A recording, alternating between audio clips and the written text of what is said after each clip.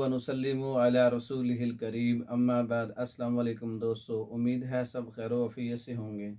आज हम बात करेंगे गुद्दी शुगर और गुद्दी कब्ज़ और गुद्दी शुगर की वजह से मर्दाना कमज़ोरी का इलाज और दीगर इलामात।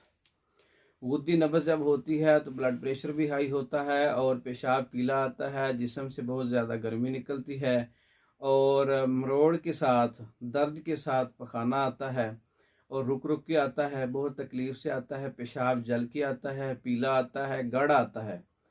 तो ये गुद्दी उज़लाती तहरीक के अंदर ऐसा होता है।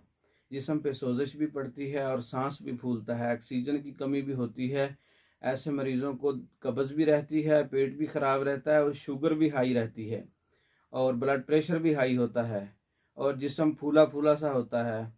तो ये गुद्दी उज़लाती तहरीक के अंदर कब्ज़ का इलाज, गुद्दी उज़लाती तहरीक के अंदर शुगर का इलाज, और सबसे बड़ी बात ये है कि सूरत इंज़ाल मर्दाना कमज़ोरी भी हो जाती है। गर्मी की वजह से सारे मादे पिघल जाते हैं। ऐसे मरीज़ों के लिए हम गुद्दी तहरीक के अंदर सुफ़रा का इखराज करेंगे। सबसे पहले गुद्दी असाबी मुलय्यन का इस्तेमाल करवाएंगे, अक्सीर बादियान का इस्तेमाल करवाएंगे, असाबी गुद्दी मुलय्यन का इस्तेमाल करवाएंगे, माजून मुकव्वी व मुमसिक का इस्तेमाल करवाएंगे।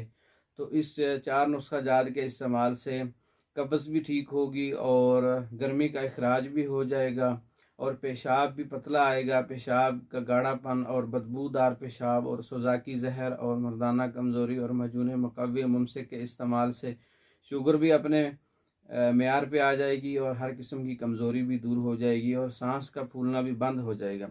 गुद्दी तहरीक की वजह से मर्दाना कमज़ोरी, गुद्दी तहरीक की वजह से सोज़श, गुद्दी तहरीक की वजह से कब्ज़, गुद्दी तहरीक की वजह से हज़म की ख़राबी का बेहतरीन कम्बिनेशन है।